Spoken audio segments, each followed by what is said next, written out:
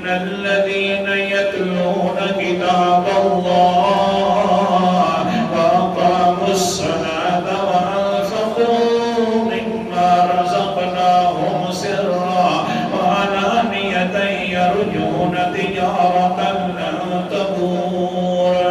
اللہ تعالیٰ نے اوصاف ایمان والوں کی ذکر فرمائی ہے اور فرمایا جن لوگوں نے قرآن پاک پڑھنے کی عادت بنا لی ہے، نمبر 1 اور نمبر 2 وَأَقَامُوا الصَّلَاةَ، نماز کو قائم کرنے کی بھی عادت بنا لی ہے، نمبر 3 وَأَنفَقُوا مِمَّا رَزَقْنَاهُمْ، اور خرچ بھی کرتے رہتے ہیں اللہ کے راستے میں اس مال کو جو ہم نے ان کو دیا ہے، کبھی سرن، کبھی چھپتے چھپتے، کبھی اعلانیہ طور پر.